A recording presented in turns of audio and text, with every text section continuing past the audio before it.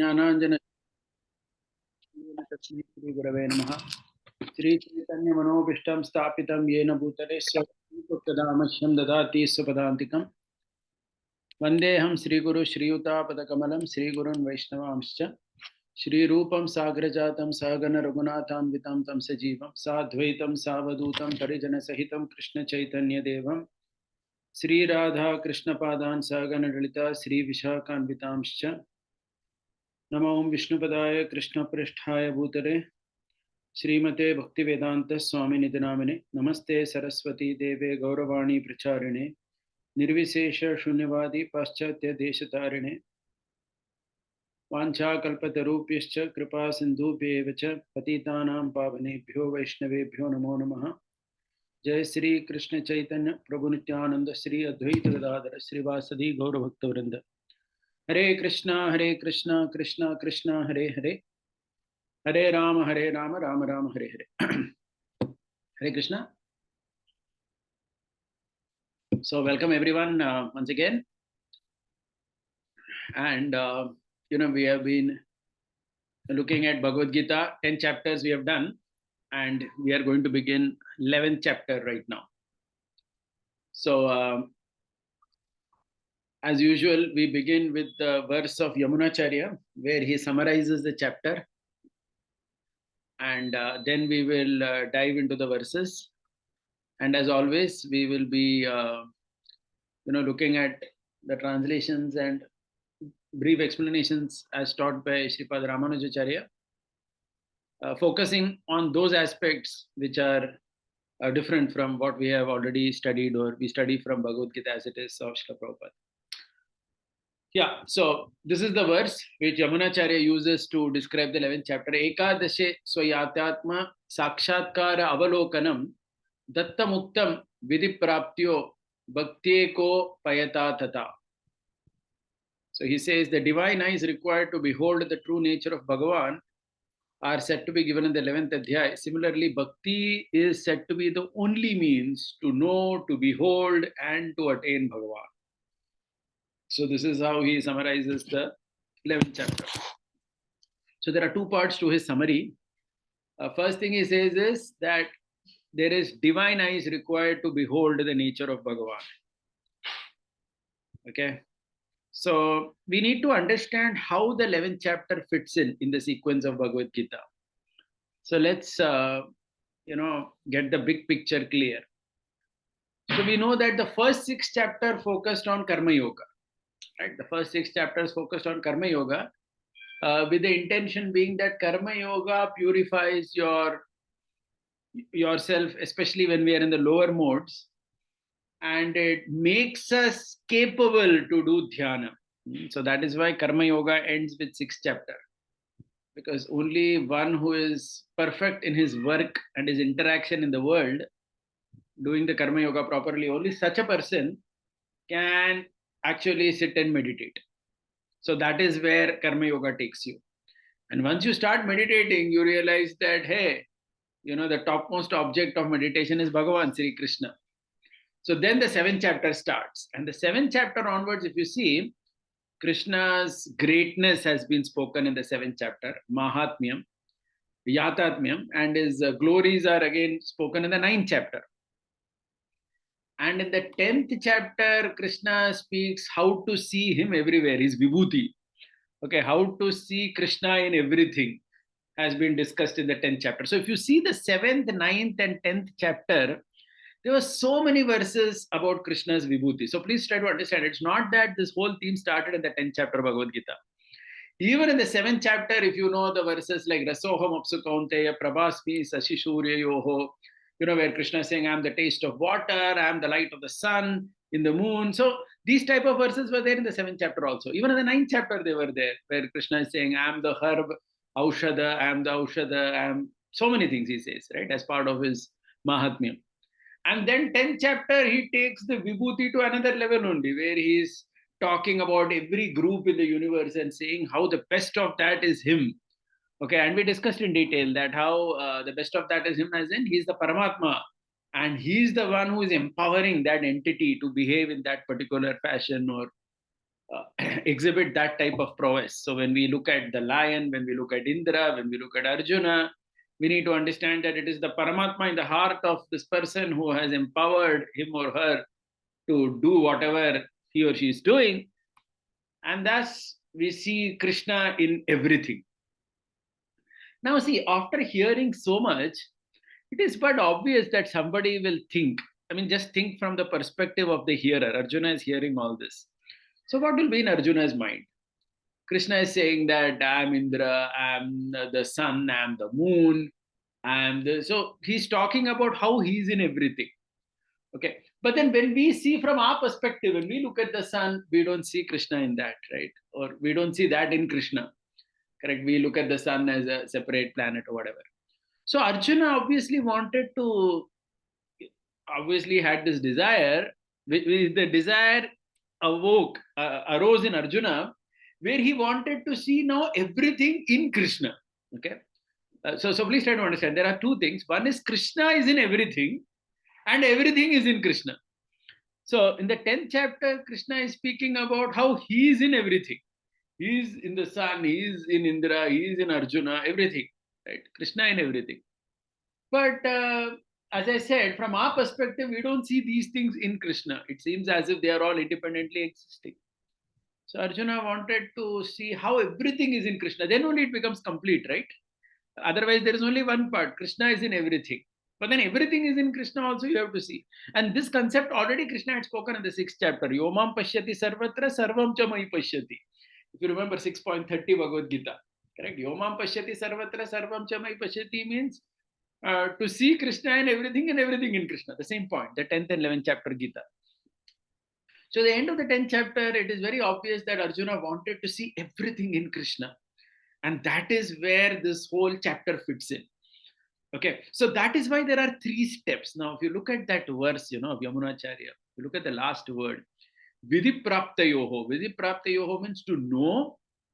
Vidhi Prapti. Okay, so let's look at the Sanskrit. Vidhi means to know, right? Vidhi, Veda means to know. Prapti means to attain. We all know simple Sanskrit.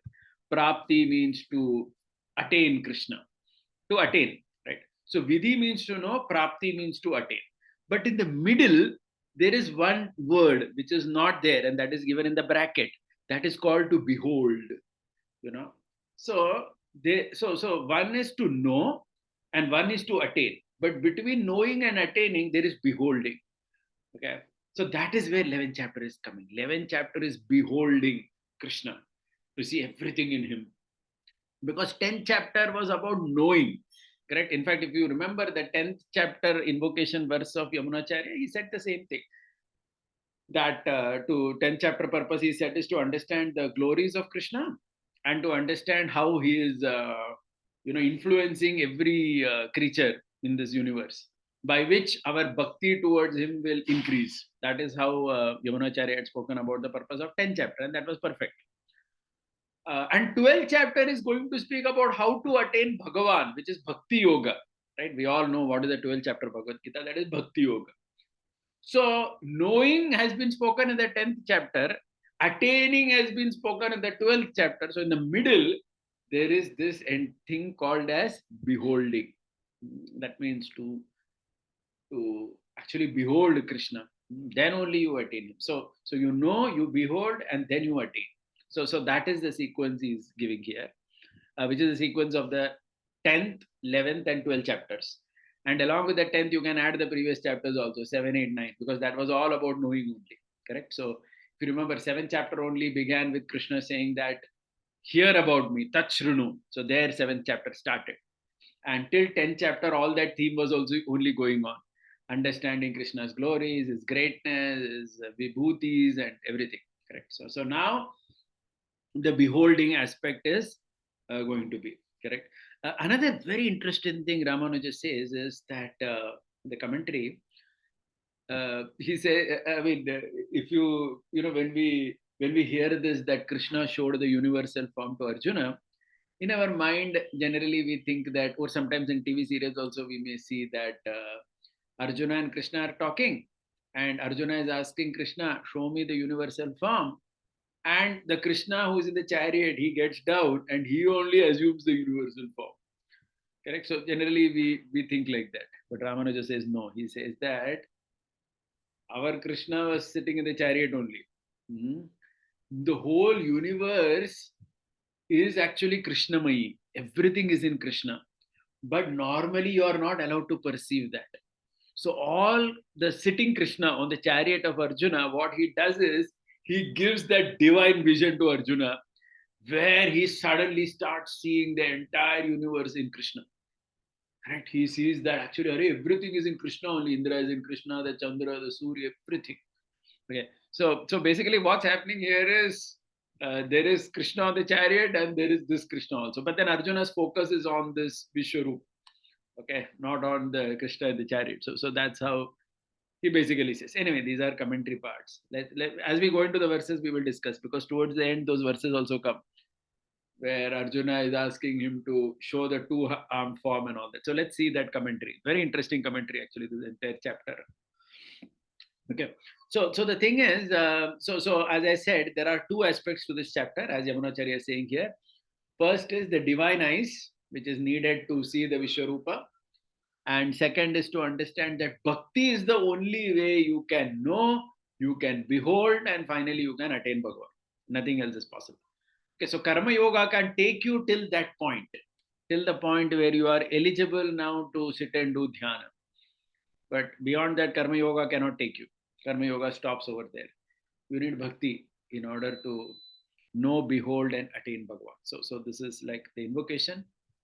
Now we will go into the verses. Okay. So I'll recite the verses. We'll do about 15 verses today, and we'll be going quickly, as in, because I'm focusing only on the parts which are slightly different. So I'll not be spending. I'll be focusing on some verses.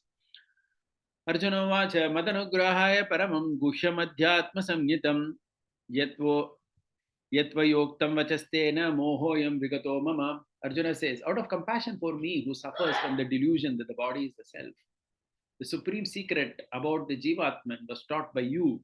By learning which instructions, the confusion I was having regarding the Jivatma have been destroyed without even a trace remaining.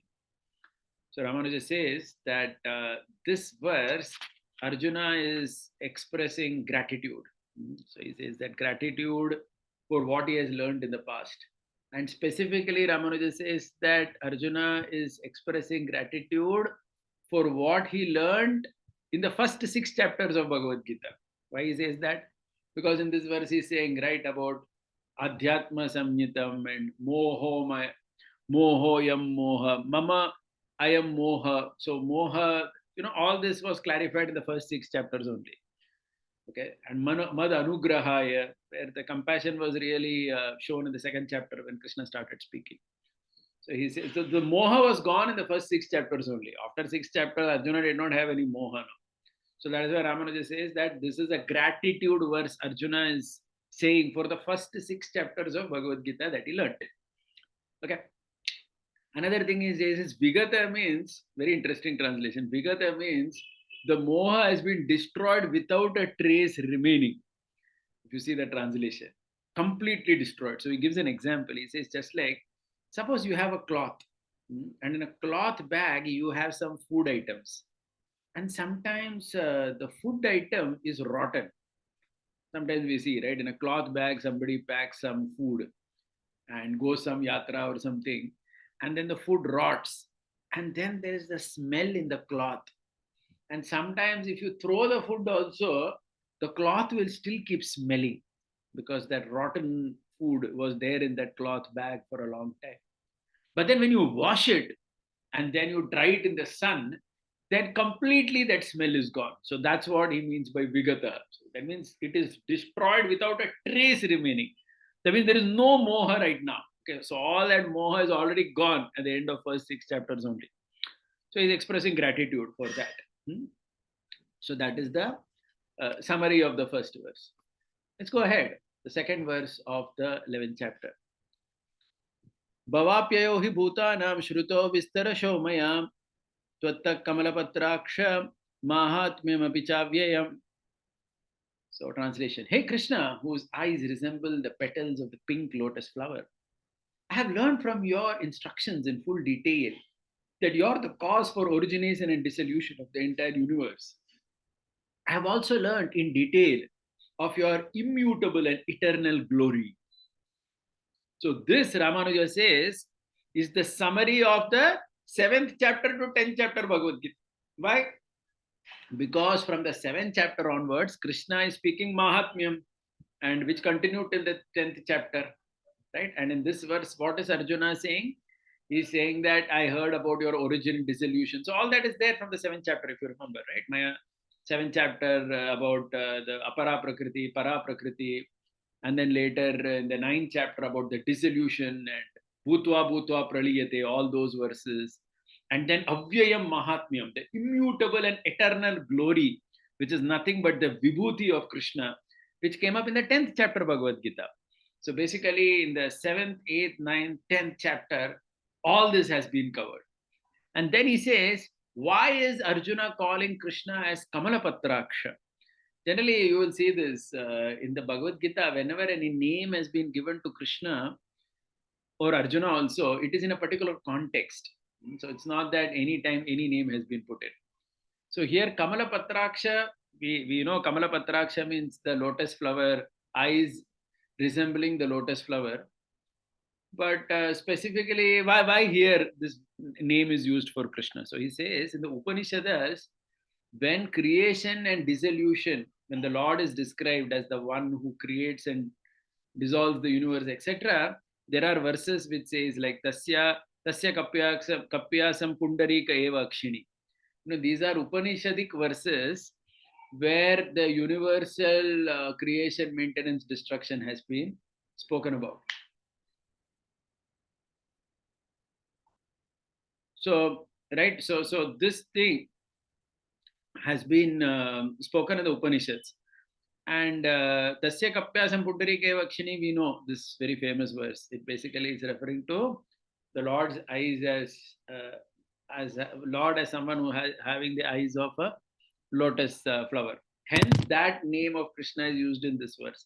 Because in this verse, Arjuna is referring to the 7th to 10th chapter Bhagavad Gita, where all these topics are also said. What is said in the Upanishad, the same thing has been said in the 7th, 9th chapter Bhagavad Gita. And since in the Upanishad, when the creation dissolution is being spoken about, Lord is addressed as Pundarika Eva Akshini, and hence the same term is used here, Kamalapatraksha. So there is that connection, right? And then he says it is Avyayam. So again, here there is a nice commentary of Ramanuja. He says Avyayam means 4 things. He says glory not limited by time. Because some people in the world, they also have some glory, but it becomes limited by time. Like sometimes we say, oh, he was a very rich person till 50 years of his life. Then suddenly he was struck with poverty. So it's limited by time. Okay, he had opulence, but then at one fine day he lost everything. So one is limited by time.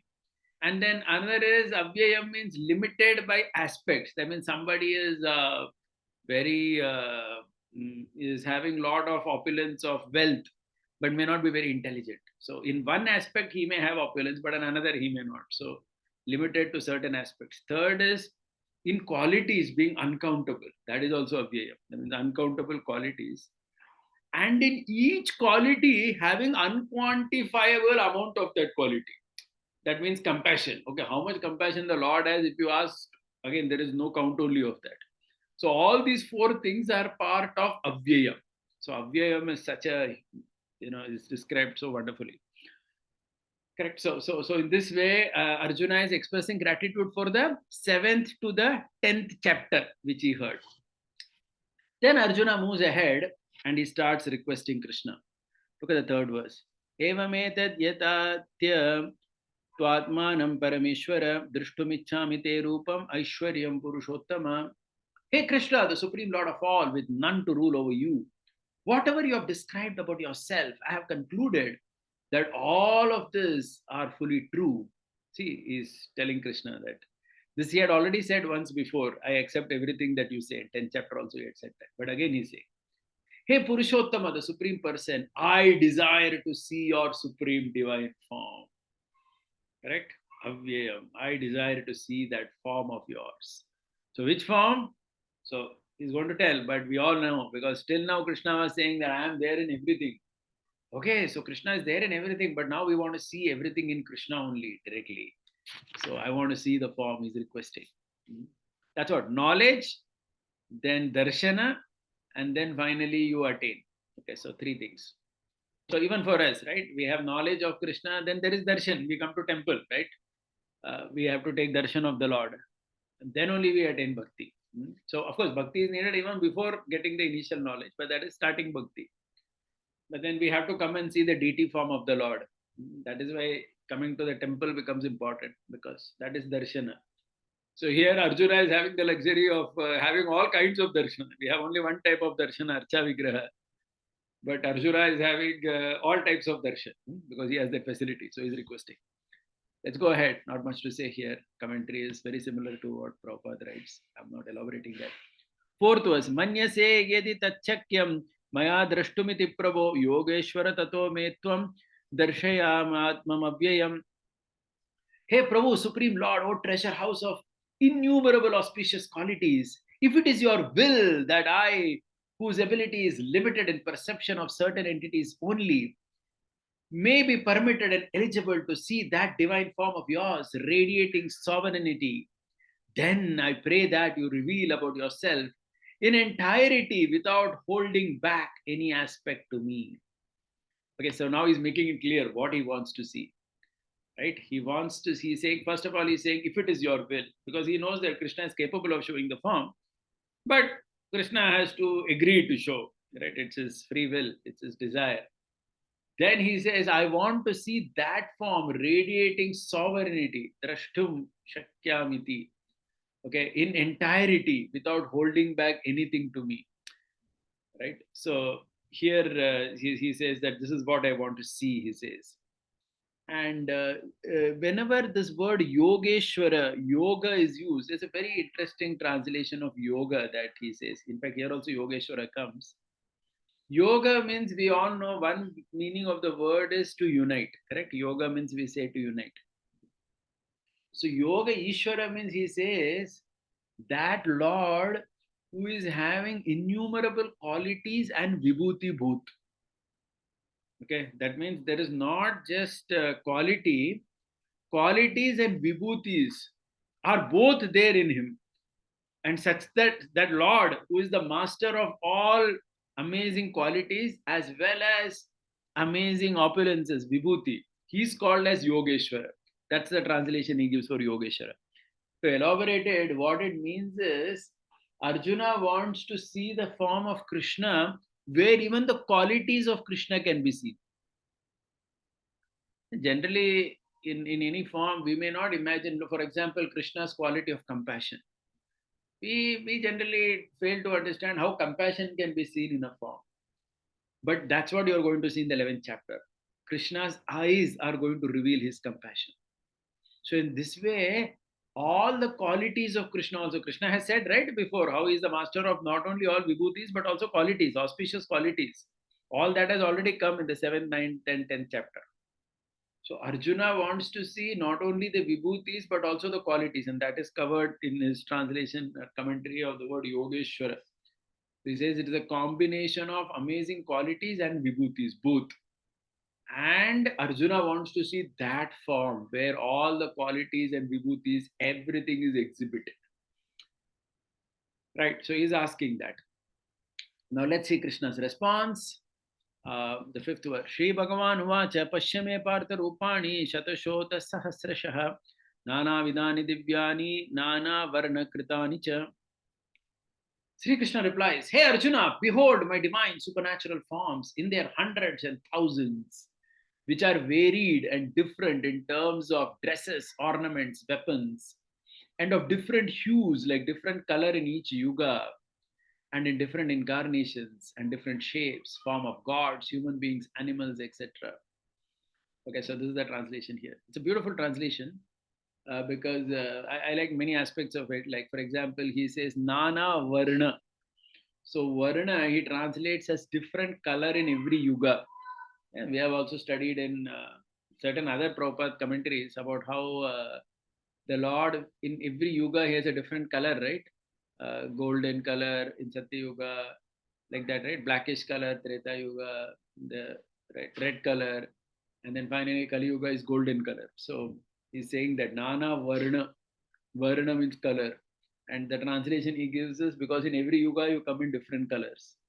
So it is something which is again very close to what we already know, but it's very beautifully put here. So what Krishna is saying is, behold my form. So somebody may say, has he already started showing? Answer is no. So he gives a nice example. So it's just like he says, suppose if we have a small child at home. Sometimes we want to give the child a gift. What we will do, in our hand we will have the gift, and we will tell the child, "Arey, my dear child, now look at the gift. I have a beautiful gift to show you." We say like that. We have not yet shown the gift actually. The gift is still maybe in a cloth, in a bag, or maybe in our hand. We have not yet revealed what the gift is. But it is done like that, right? Parents do that with their children, where we cover the gift and then we say that, hey, look, now look at this gift. It's an amazing gift that I'm going to give you to increase that excitement. So similarly, he says, Krishna is saying, behold my form. He has not yet started showing, but he basically is, kind of telling him just like a father tells the son. And Nana Vidhani means, he says, unlimited variety. So we can only imagine just like, I mean, mundane example, but like you go to a sari shop sometimes, we know how many, we ask for a sari, we know how that shopkeeper shows us so many varieties of saris. Somebody may say all are saris only, but no, every sari is still different because some sari has a different color, some has different border, different design, different texture, correct, different feel, so many things. So similarly he's showing different forms of his, but all those forms are different. How are they different? In the dress they are different, the ornaments, the order in which the ornaments are held in the hand, the weapons, all that is different. So there are hundreds of forms, but it's not that all forms are same, they are all different. Okay, so that's how he says.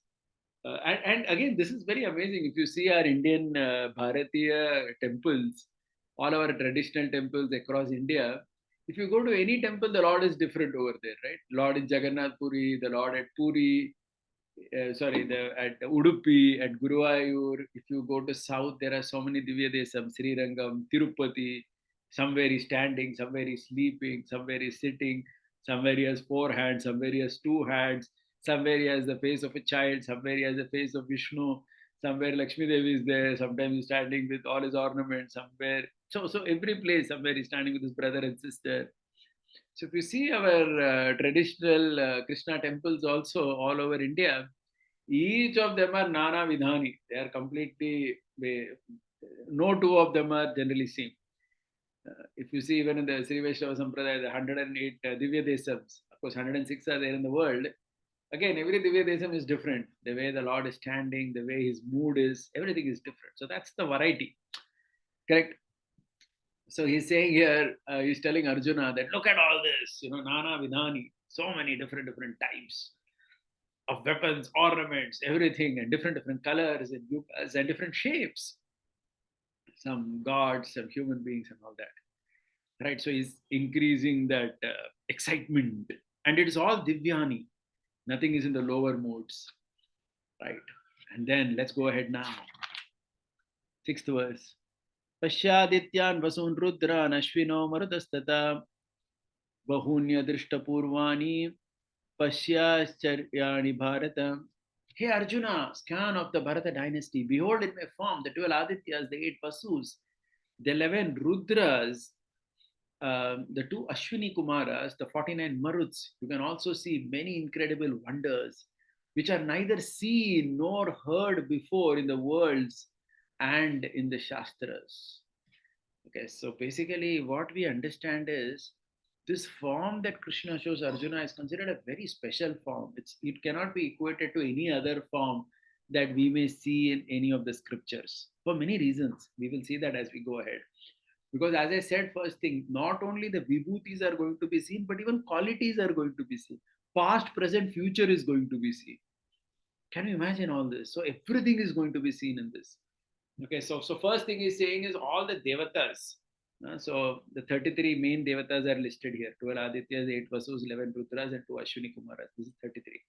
And then all the Maruts are there, and so all this. So somebody may say, "Are only these many devatas are seen?" So Ramanuja says, "No, it's not like that. It is just like one grain of rice." So sometimes, right, when the rice is cooked, we all know we just take one grain of rice and press that to see whether the entire rice is cooked. Similarly, only the important devatas has been listed. Basically, the point is everything was in Krishna. That is what Arjuna was able to see. Okay. Uh, and only the important devatas have been listed here. Just like one grain of rice is touched, like that. Let's go ahead. Yeah. So no, one more thing. Sorry. Yeah, I forgot to say. See, in the previous verse, Krishna said many forms, if you remember. In this verse, Krishna is basically saying, "Behold, in my form." Okay, it becomes at least singular. In this, even Prabhupada's translation is, "Behold, in the body of mine." So my point is, in the 6th verse, Krishna spoke in plural, and in 7th verse, Krishna spoke in singular. So somebody may say, "Arey, how come that plural became singular?" Because in 6th verse, Krishna said "Bahuni," so many forms, and now he's saying in one form, right? In this translation, even Prabhupada's translation, if you read Bhagavad Gita as it is, he speaks about singular only. Somebody may say, "Arey, how come that change happened?" So he says, "No, what has happened is all those forms are all, that means the entire universal form itself is one form. And in that, there are so many other forms. So, like that, you may see that. But it is considered one form only, in which everything is seen. Okay, like that. So that is in the 6th verse. Okay, now let's go to the 7th verse. Now 7th verse will elaborate this even further. Ihe kastam jagat krisnan pashyadhya sacharacharam mama dehe gudakesha yachanya drishtumichasi. Hey Arjuna, conqueror of sleep and laziness. That is his translation of Gudakesha. See now the entire universe with all its moving and non-moving entities concentrated at one small corner here in this body of mine. And anything else which you desire to see, you can spot them in one corner in this form of mind. So, in the 7th verse, Krishna is refining it even further. Because somebody may say, is it that the whole universe is equal to one form of Krishna? No. It is in one corner of the form of Krishna. That means this whole universe with all its creations, it is not even encompassing the entire form of Krishna. It is just one corner, ekastham. Ekastham, that word Ramanuja emphasized, just one corner. That means this whole material srishti, we know that, right? We have read from Prabhupada books that the entire material creation universes is ekapada vibhuti. It is just less than 1/4. Tripada vibhuti is something different only. Okay, so it is all in one corner only. And another thing which is important, he says here is the word that see now, pasya adhya, see now, because today I'm showing, I don't know whether I will show it again or whether I've showed it in the past. So please see carefully, he says. And drashtumichasi. Drashtumichasi means yes, because in this form, see, if I remember, I told you, you will see vibhutis, you will see qualities, and you see time also in it. So time means you can see past, present, future also in that form of Krishna. So that is why what Krishna wants to say here, he says is that suppose Arjuna wants to see the outcome of the battle, that also he'll be able to see in this form, because he can fast forward 18 days in the form and he will see that array, all these people are going to die. And that's exactly what happens in the next verses. If you see, the entire Kaurava army is being crushed by the teeth of Krishna, all those verses will come. Correct. So the point is that this form, whatever Arjuna wishes to see, he can see, and that also in one corner of this form. It's not that the whole form is only that, because so this is the greatness. So this is all again. Krishna has not yet started showing. Please remember. Okay, so we will see that in the next verse. Now look at this next verse. This is the 8th verse. Natumam shakyase drashtum अनेनेव स्वचक्षुषा दिव्यम ददामि ते चक्षु पश्यमे योगमैश्वरम. However, you will not be able to see me with this physical eye, which can only grasp limited and conditional things. I shall grant you supernatural eyes by which you can perceive everything. Behold my endless yoga of infinite auspicious attributes and my limitless manifestations. Look at the translation, right?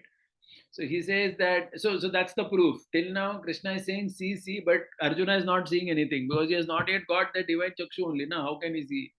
So that's why I said it is like a parent having some special gift covered, saying, see, but not yet shown.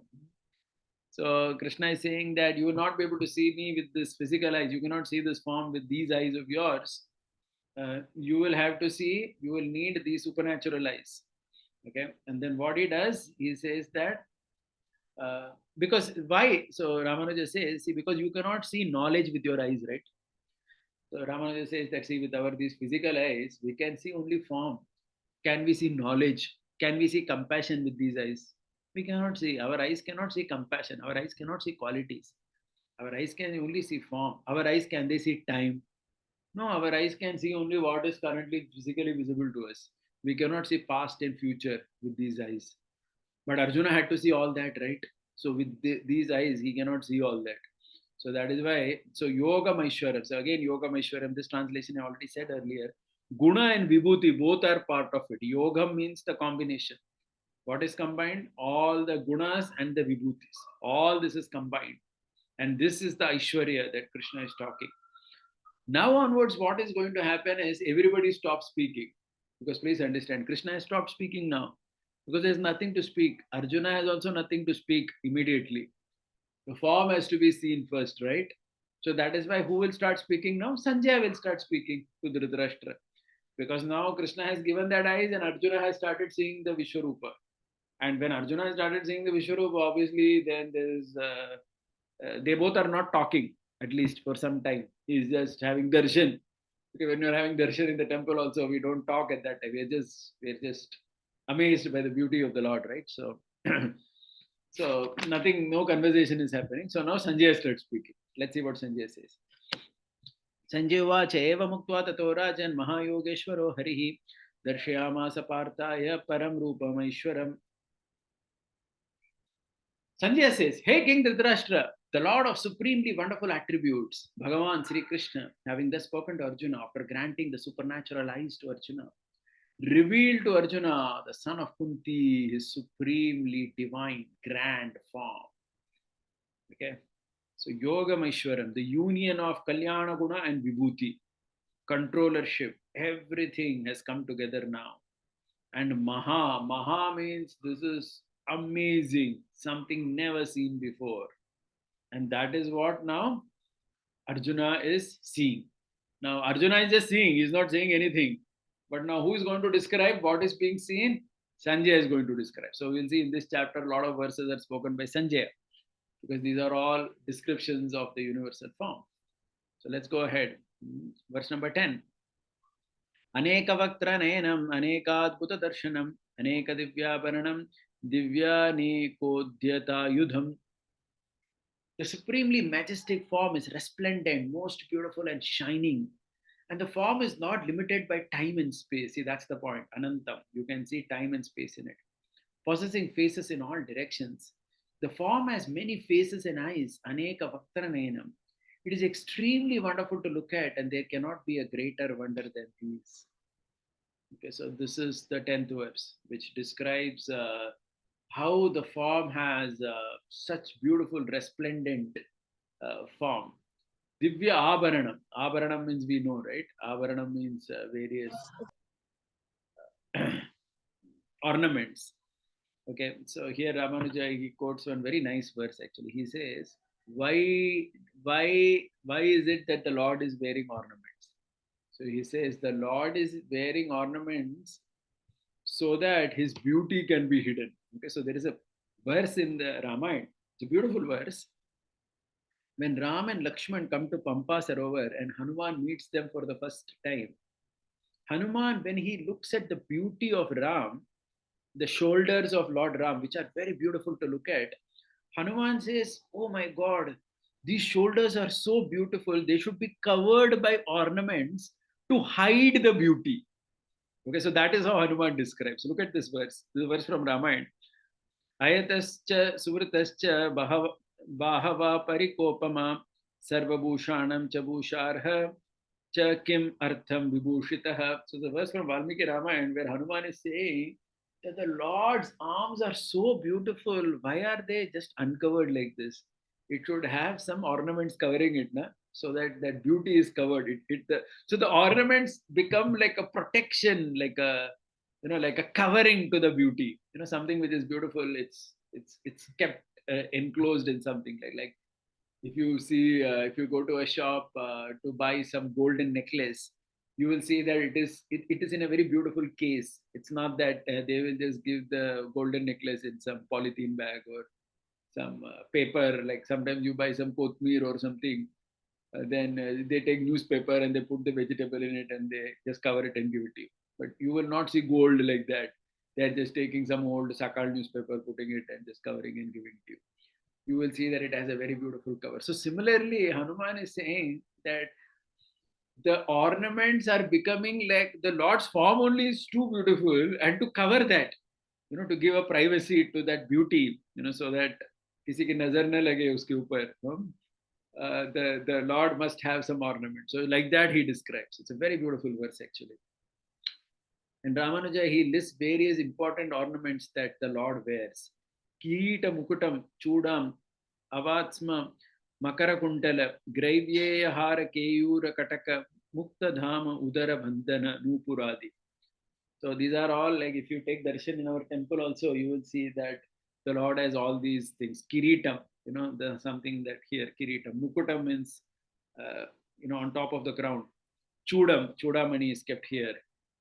Then Makara Kundala, that is the earrings, etc. Graivya is like a choker, a necklace that is close to the neck. Graivya. Hara, various decorative ornaments, right? Then Dama Udara, around the waist, the Lord has a waist belt, Bandhana, Nupuradi. Then on his lotus feet, he has anklets, etc. So in our temple also, when we decorate, we use all these things. So these are all the various abhushana of the Lord. So and also so many weapons he has, correct? So Ramanuja says, "Oh Lord, you are having so many weapons with you. When are you going to come to save me now?" So many weapons you are having and everything. So many weapons you are having. So I think it's high time that you please come and save me. He says so. So just like that. So right. Yeah. So this is about the beauty of the Lord. Yeah. Next verse, the 12th, 11th verse. Divya Malyambadara Divya Gandhanulepanam Sarvascharyamayam Devam Anantam Vishwato Mukam. The form is adorned with numerous divine supernatural ornaments and is holding many and varied divine weapons which are keen on proceeding on their tasks. Wearing divine garlands and garments and adorning divine, highly fragrant sandalwood paste, the incredible form is full of all kinds of wonders. So these two verses are actually together. In Prabhupada's Gita, 10th and 11th verse, Prabhupada has given a single translation and purport because it's like a connection. This is all what Arjuna is seeing. Ramanuja again, he quotes a verse from the Ramayana. So this is something very beautiful. You will see in the Sri Vaishnavas, their commentary, one thing special is, last time if you remember I told this point, they will quote a lot from Vishnu Puran and Ramayana. And you will see amazing verses in these scriptures in line with the point that is being said. Of course, you can find that from the Bhagavatam also, but because their, what shall I say, forte is primarily Ramayana and Vishnu Puran, they give those references. But these are very, very beautiful verses. So this verse that he quotes here is in the Ramayana, where Lord Ramachandra comes to the forest. And as we know that when he comes to the forest in Aranya Kanda, he meets all the sages in the forest. And Ram is wearing deer skin. We all know that Ram is wearing deer skin. But the sages feel that we are also wearing deer skin only, but we are not looking so good in deer skin. But when Rama is wearing deer skin, he's looking so beautiful in it. Look at this verse. Rupa Samhananam Lakshmi Saukumaryam Suveshasam Dadarshu Vismitakara Ramasya Vanavasinaha. So when all the Vanavasi here are referring to all the sages, when they saw Rama, Vismitakara, they became astonished on seeing what Rupa, his form, Saukumaryam, his youthfulness. Suveshasam. Suveshasam means what? The attractive way in which he has decorated with cloth. So Ramanuja says, Arey, what cloth he is wearing? In the forest, he is wearing only deer skin. Because right away in Ayodhya itself, when they left, they wore deer skin only and left, right?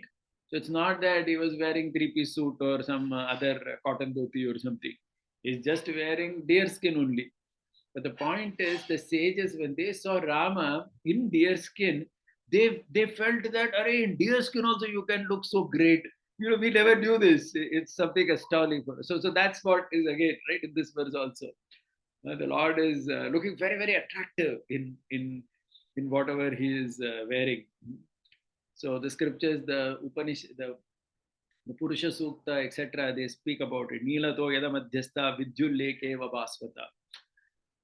Describing him like a black cloud in which there is a lightning that comes out. And there are such description in the Shastra, how the Lord looks.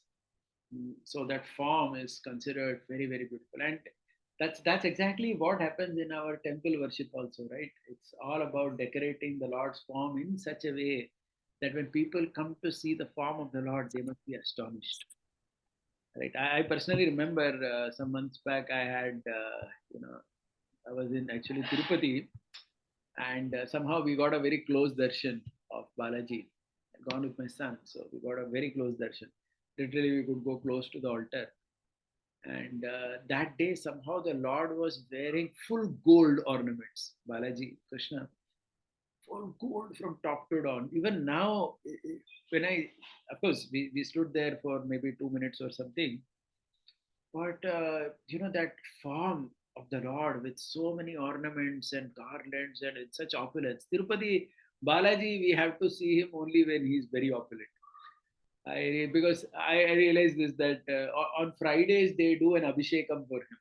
So on Friday, if you go for darshan, sometimes you may see him dressed very simply. But if you go on some other day, at least that was my experience, that you see him very, very gorgeously dressed with ornaments and weapons and everything. Okay. So anyway, so it's really a sight to see and behold, and it's very, and that's exactly what Arjuna is having here, right? He's seeing this form with so many ornaments, so many weapons. Divya Aneka Udaya. See, look at the translation. Holding many weapons which are keen on proceeding on their task. So that's how he's translating it. So here again, Ramaraj is saying, Arey, you're having so many weapons, so many things. Please come and save me also quickly. We are struggling in this material world. You're having all these weapons in order to. Why? Lord is having ornaments and weapons. Ornaments, why is he having to attract us towards him? And weapons, why is having to protect us and to come and save us? So he's saying that you are so attractive and you have so many weapons also. Please quickly save me and take me away from here. Like that he prays in the commentary of these verses. Right. Now let's go to the 12th verse. Okay. This will take another 2-3 verses, not much. Then I'll end the day. दिवि सूर्य सहस्रस्य भवेद्युगपदुत्थिता यदि भासदृशी मा स्यात् भास्यतस्य महात्मनः. If 1,000 suns were to rise in the sky at once, then that effulgence blazing forth may be similar to the splendor I see in this cosmic form of the Supreme Person Vasudeva. So please remember, all this is spoken by whom? Sanjay is speaking this to Dhritarashtra. What is he saying? If 1,000 suns were to rise. So the Upanishads talk about something called as Darshana Samakara Dhyana. That means when one is seeing the Lord in the mind, but able to see just like with eyes. So just like, for example, we see Dhruva Maharaj in the Bhagavatam. Correct? He was seeing the Lord in his heart, and suddenly that meditation broke. And when he opened his eyes, the same Lord was outside actually. So the Upanishads say that it's not that this kind of vision is available only to Arjuna. Arjuna, of course, could see it, but even devotees in this world, by their bhakti and their yoga, etc., their progress in adhyatma, they can see, they can have darshana samakara dhyana. That is the technical word. Okay, darshana samakara dhyana means you can see the Lord as he is in your heart. Okay. And when can you see with his eyes? When you're liberated, they say. Now somebody may say, why 1,000 is mentioned here? So why not 999 or 1001? Why 1000? So he says that this is called as Ashokavana Nyaya. Ashokavana Nyaya means somebody may say, Arey, why was Sita kept in Ashoka? Well, there is no answer to that question. If she was kept somewhere else, we would ask the same thing, why she was kept over there. So 1000 is used only to indicate a number. Okay, so for the Ramanuja, he gives a very nice example. This is from the Puranas. In another Purana, most likely Vishnu Purana only, there is a verse that talks about how many universes are there. Please hear this verse. Andanam to sahasranam ayutani cha idrishanam tata tatra koti shatani cha. So this is a verse most likely from Vishnu Purana, but this talks about how many universes are there. Look at this figure. It says Andanam, the universes, Sahasranam Ayutanam. Sahasra means 1000. Another Sahasra means 1000 into 1000. Ayuta in Sanskrit means 10,000. Means 1000 into 1000 into 10,000, which is like 10 raised to 3 into 10 raised to 3 into 10 raised to 4, which is already 10 raised to 10. And then it doesn't stop there. 10 raised to 10, and then it says Koti Shatani. Koti Shatani means crore into 100. Okay, so 1 crore, if you know, there are like 7 zeros, right? So 10 raised to 7. So koti means 10 raised to 7 into 10 raised to 7 means 10 raised to 14. And that Shatani, okay, so another 10 raised to 10 power 2. So that is 10 raised to 16. And we already had 10 power 10. So this is like 10 power 26. Correct. So somebody may say, Are, is it a very precise count?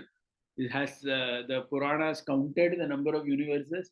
Ravana says, no, this whole shloka is meant to tell you that you cannot count the number of universes. That is why such a calculation is given. It is not to say that, oh, actually there are 10 raised to 26. 10 to the power 26 also is a, I don't know what you will call that. I don't think we have a number to, I'm not sure about it, whatever, maybe 10 power 26. But Sahasranam Ayutani Koti Shatani. So it's a huge number. It's a massive number. Just to say that too many were there. So Ramanuja says. So I think this is how we read the Purana. Sometimes we have discussed in our group also that the Puranas you will find like Ugrasena had so many servants and this and that. Okay, it is just to say that he had too many, and for that some description is given. You don't get stuck with that description to understand whether exactly these many were there. It's just to say that he had a phenomenal number of servants. So for that, there is a poetry which is saying Koti Shatani or something like that. So anyway, so here also similarly he says here when it is saying 1,000 suns, it is just indication because we have imagined, we only know how one sun looks in the sky. So it is just a metaphor to say that if 1,000 suns were to rise, then how that effulgence would be. Something like that it was. Okay.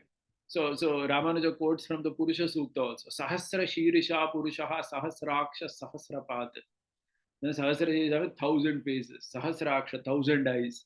Sahasrapat, 1,000 legs. So somebody may say, does it mean every face has one eye only? No, it is not like that. Sahasraksha means he has uncountable eyes. You cannot count only. So it is just that Sahasra, like that. So that is what this verse is describing. If 1,000 suns were to rise, that effulgence may be similar to the splendor I see in this form. Right, let's go ahead. The next verse. This is verse number 13. Tatraikastam jagat kritsnam pratibhakta manekada apashyadhyeva devasya sharire pandavastada. At that time, Arjuna, the son of Pandu, saw the entire universe comprising of the complete sentient and non-sentient entities, differentiated into groups of many kinds, gathered together in one spot in the divine cosmic form. See, they are just ekastham. Please remember this word. Just in one corner of the universal form, all this was there. Of the Supreme Lord of person, Vasudeva, the God of all gods. So here the translation, the commentary is, let's see, sentient and non-sentient. So sentient means the Jivatmas and non-sentient means Prakriti. So everything Arjuna saw in Krishna. That is what it means by saying seeing everything in Krishna. Okay. So Ramanuja says Prakriti means there are three things. There is Bhogyam, Bhogya Bhogyopakaranam and Bhogasthanam. And living entity means Bhokta. So there are four things totally. Bhogyam. Bhogyam means what? Objects to enjoy. Bhogya Karanam means senses and facilities, instruments to enjoy. Bhogasthanam means a place to enjoy. Like you need a beach, you need some nice garden, you need some place to enjoy. And Bhokta, the living entity. This is basically sentient and non-sentient. All this of all groups, everything was there in one corner of the Virat form, which is what Arjuna sees. Okay. We saw all of this. Now text 14. Okay. ततः विस्मयाविष्टो हृष्टरोमा धनञ्जयः प्रणम्य शिरसा देवं कृताञ्जलिरभाषत. Then on seeing the cosmic form, Arjuna was exceedingly amazed and he experienced horripilation. Hृष्टरोma is basically ecstasy. He bowed down at the lotus feet of the Lord with his heads, and with hands joined together in salutation, he made his submission. So what happened was, it is said, Arjuna, Ramanuja says, Arjuna was amazed to see Guna and Vibhuti in the same form, because he never had such a conception. Because none of us have such a thing, where you can see qualities, form and time, everything in one form. We don't have an experience of seeing this. So when Arjuna saw, he was amazed. My God, what am I seeing? Okay. So Ramanuja gives an example. He says, just like sometimes if there is a lamp and you keep the lamp in a crystal vessel, then the crystal will show the light even more, right? So if you have an experience, so suppose if there is a lamp and there is a vessel of crystal, and in that crystal vessel you keep the lamp, then the crystal will even show the light even more. So similarly, it seems all the Lord's qualities, like his compassion was seen in his eyes, the capacity was seen in his hands, and so on. So all the qualities also were visible in the different bodily parts of the Lord. Okay, when Arjuna saw all this, he was completely moved in ecstasy, amazed. And what did he do? Anjali, Kritanjali. Anjali says, Jalayati iti Anjali. Jalayati means the Lord. We all know, right? Last time also we discussed this. Means referring to the Lord. Akara, The Lord is moved to tears by Anjali Mudra. That means Anjali is that mudra which moves the Lord also to tears. So somebody, if you go in front of the Lord and do this, then even the Lord is moved to tears. So that's why this is a very good mudra to stand in front of the deity, right? Anjali mudra. Anjali prama mudra kshipra deva prasadata. It's an easy way to please the God. So Kritanjali. So it is said that generally many times what we do Anjali pose and then we remove it. We are just having darshan like that. But he says here that when Arjuna, throughout Vishwarup Darshan, his hand was like this only, because he didn't want to take his hands out. Okay, so throughout during Darshan, he had his hands like this only, and Arjuna started speaking. So what Arjuna started speaking, we will see next time. Okay, so we'll stop here. Is there any question? No comment?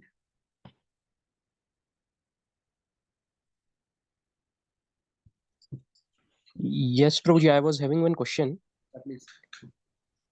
Prabhuji, actually, I was listening to one lecture by Guru Maharaj about Ramanujacharya's disappearance, because I think we had his disappearance last weekend. So in that, Maharaj was telling that when Ramanujacharya actually cited one verse about the lotus eyes of Krishna to Yadav Prakash, because Yadav Prakash gave some interpretation which was impersonal and Mayavadi, which was offending, and Ramanuja. So was this the same verse which you quoted? Kapyasam Okay. Eva Akshini. So this is an Upanishadic verse which Yadav Prakash was explaining. And because he was a monist, he was explaining it in a very terrible form. So he was saying Kapya. See, because in Sanskrit there are many meanings. So Kapi also means monkey. Kapya means the back part of the monkey. He was saying that the Lord's form is red like the back part of the monkey.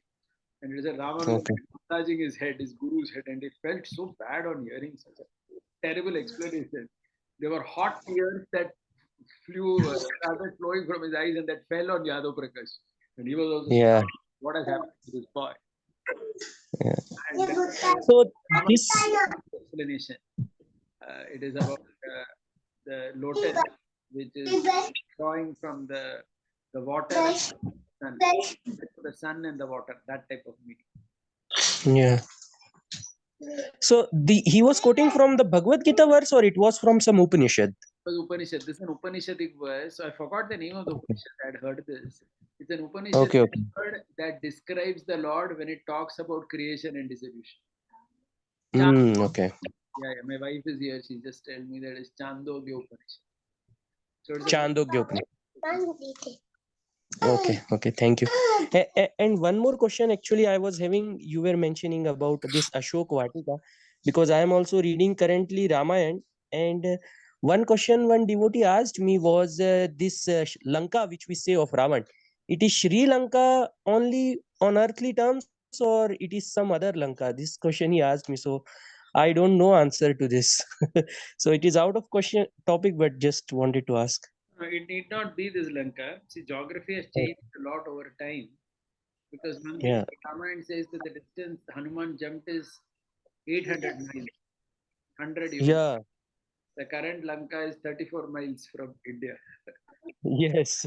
Ramayana it talks about 800 miles. Prabhupada in some conversation or something, he referred to Brazil or some other place. So my point Brazil, yes, exactly. is, these are things which change over time, the geography. When it was Lanka only, it was at least not in the same place. It has moved a lot. Yeah. So actually, this geography isn't that important because over time some changes have happened. Because one thing in favor of this Lanka is that if you go to Sri Lanka today, you will see places of Ramayana where Sita was, Yes. all those places. Yeah. Where devotees go for yatra also to Sri Lanka. So it's very difficult to say that surely it is not this place also. And of course, we have an answer, right? He comes in so many kalpas. So in every kalpa he comes. So like that. Okay. Okay. Thank you. Hare Krishna. Any other question? Yes, Rajendra Kumar, Prabhu, go ahead. Haribol, Prabhu. So, Prabhu, this universal form has past, present, future. So this is like a common question. So is the future predetermined by this explanation, and how does the free will then exist in like is explained? But what you do, he knows. See, from your perspective, your free will is with you, right? And me. The Lord Yeah. knowing it doesn't make any difference to our thing. He's not forcing us to do it the way that he already knew. Okay. You understood, right? He knows the future, what is going to happen. Of course, he knows that. But since you and me don't know the future, from our perspective, it is about our prayatna only, which is taking. But the point is, the Lord knows what prayatna we are going to do also. The Lord knows that Duryodhana is not going to listen to him. He knows that. But then that doesn't mean that the Lord is forcing him to not listen because he has already decided. No, it's not like that. He knows, yes, that person has his free will. So this nowhere affects the free will. This is the greatness of his. Come on. The greatness of the Lord, na? Haribol? Yeah, Prabhu. I'm trying to understand. I think it's not. No. See, he knows what you will do in future, but how is he influencing you towards that future? You are choosing that by your own thing, right? He knows that Duryodhana is not going to listen to him. And he knows that this Duryodhana is going to be killed. He knows that. But he is not forcing Duryodhana that. I mean, then there is no meaning. Then it means that's like a drama where he has already decided the end and he's just putting it. No, it's not like that. So what does it mean when he shows the future? Like it's not the exact future. Like they are crashing into his teeth and all that. So it's just a representation that they will be killed. Yeah. It is not the exact future how they will be killed. That is not there. But ultimately they will. No. See, basically, you'll have to see it like this: that Bhima killing, Bhima also is representing Krishna only. Correct? And when Bhima with his mace is thrashing Duryodhana, it is ultimately the Paramatma in Bhima only, right? Who's crushing him to death. Are you getting the point?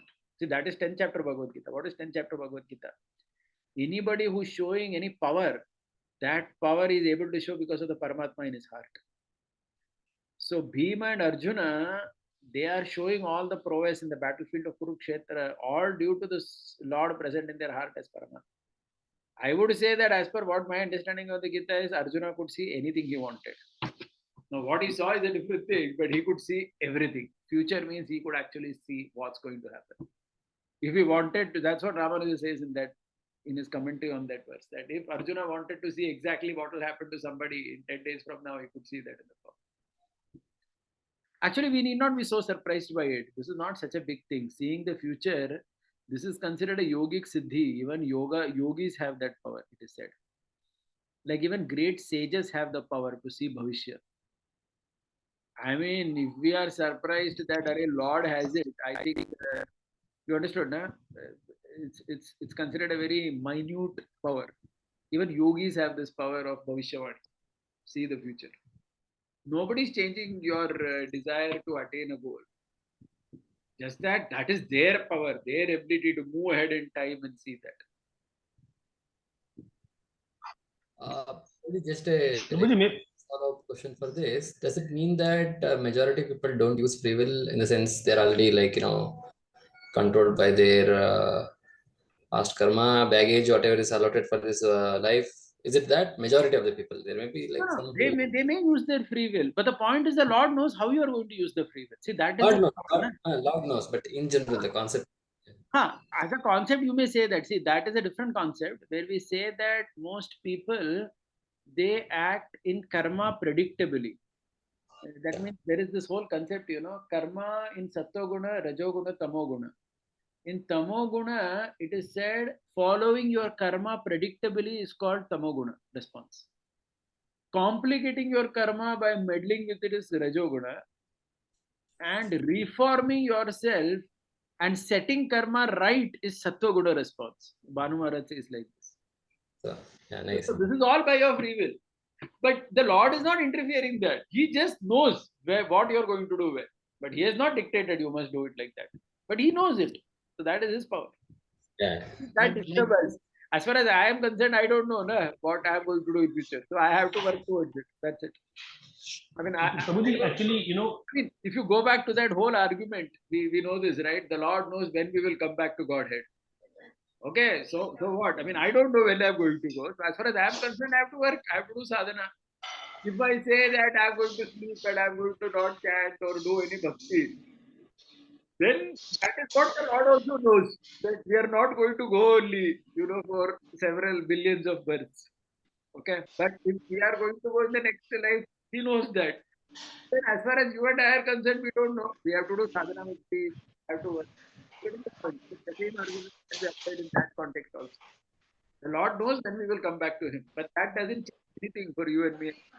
Our current situation. It just changes nothing. Everything remains. Makes sense? Prabhu, sometimes parents can predict what their child is going to do. Yeah, something like that. Yeah, we can. You see the child playing whole day, you understand he's going to fail in the exam. That's it. You're not changing his own response. But just that. You know that nature of the child. So in certain situations, you just know what he's going to do. Yeah, that is correct. I'm giving even a further example. Like the son's exam is coming next month and he's playing football whole day. So the parent knows he fail hone wala exam mein. But he has not made him fail or anything. Just that he can see the future. I mean, this is a very gross example, right? Yeah. Any other question, comment? Yeah, Samir Krishna Prabhu is saying that, there are 3 Divya Yugas between now and when Ramayana came. Geography must have been completely different. Yes, very much. Yeah. Anybody else with any other question, comment? Okay. Thank you very much. Hare Krishna. Srila Prabhupada ki jai. Srimad Bhagavad Gita ki jai.